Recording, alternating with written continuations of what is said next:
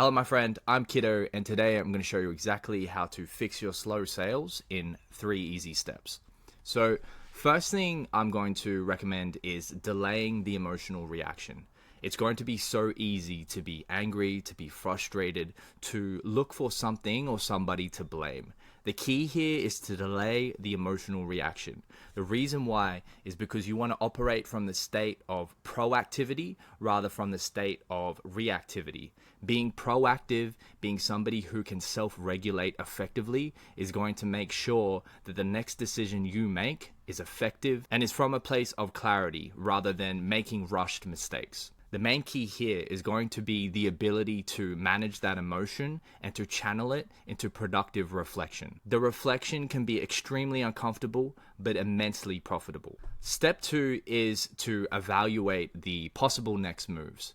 And I'd like to break this down simply into the SAP protocol or the SAP protocol. The first step is actually going to be assessing whether the slow sales or the reason for the slow sales is seasonal. In this case, you want to change nothing and just continue what you're doing. A great example of this is when somebody goes to the gym and they've been going for a couple of weeks and they're complaining that they're not seeing results. The wrong thing to do would be to go and start yoga or go and start running. Sometimes the key is actually to just change nothing and to just continue on that same trajectory.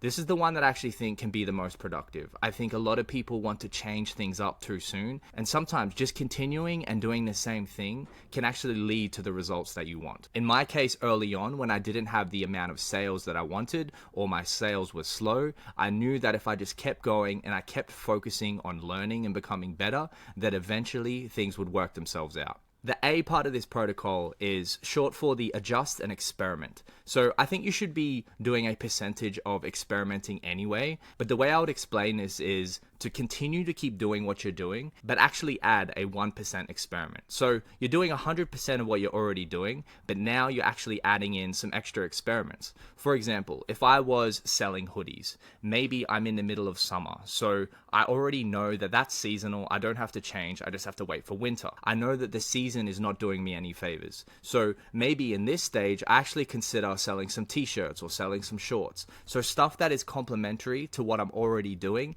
and I'm adding that percentage to experiment with something that could potentially turn into something else. The last part of this protocol is P. So this is pivot for changing direction.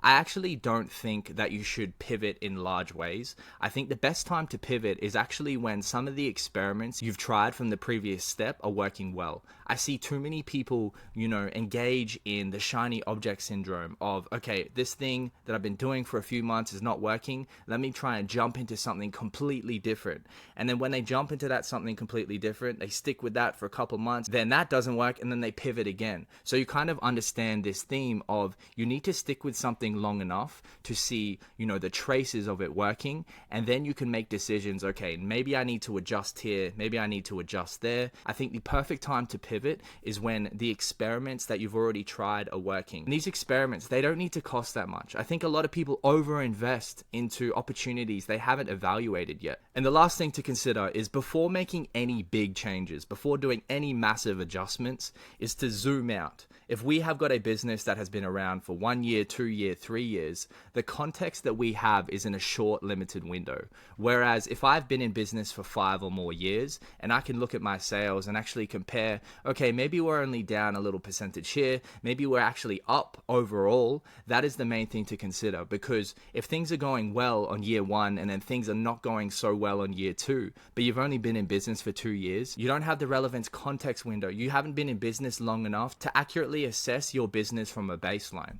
But if I've been in business for 5 years and I can look overall year on year that I've improved from year 1 to year 5, then I have more accurate context on how to adjust my business. And as I mentioned earlier, sometimes the key is actually to just change nothing and continue with immaculate consistency. Maybe we just do what we're already doing and do it better and do it more. The third and final step, and I think the most important step, is to become more competitive in the market.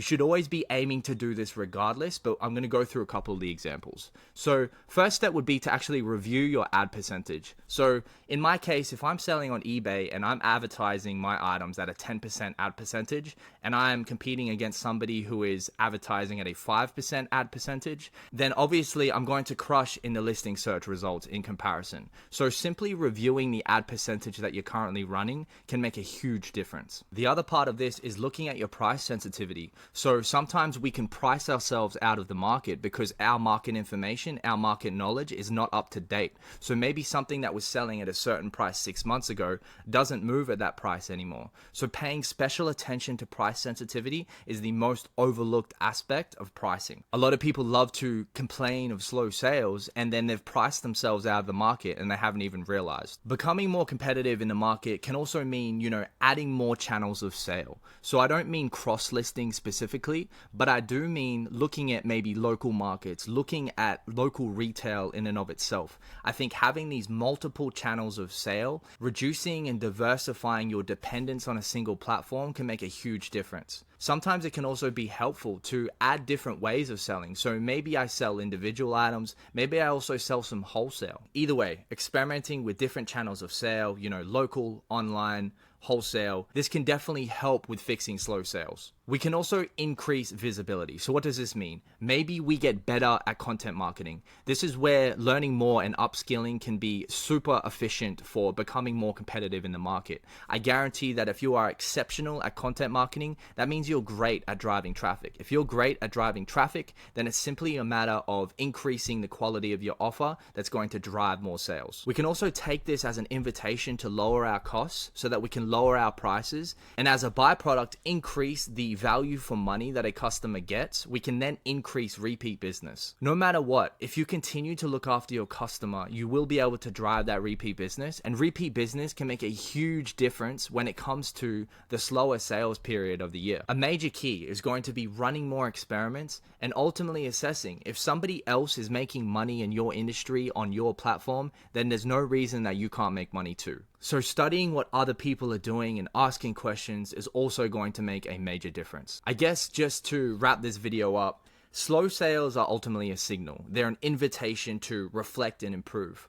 A lot of people are immediately going to react emotionally. But the way that you get ahead while everybody else is reacting is focusing on what you can control. Even if it is the market's fault, even if it is the platform's fault, if we can focus on making ourselves better and focus on making our business better, then we are eventually going to come out ahead. I've written this one down and it's on screen right now, but I thought it was worth sharing. What makes you a great business operator is not what you do when things are going well. It's about what you do or don't do when things aren't going well. So as long as you are looking after the customer, you are managing your emotions effectively, you're self-regulating, and you refuse to give up, then you will win. At the end of the day, I think the reason why a lot of people struggle during slow sales periods is because they are unable to detach from the emotional reaction. If we can take on a logical, problem-solving, proactive approach, then these slow sales periods are simply invitations for us to improve ourselves and our business. So that was how to fix your sales in 3 easy steps. I'm Kiddo. Thank you very much for your time and energy watching this.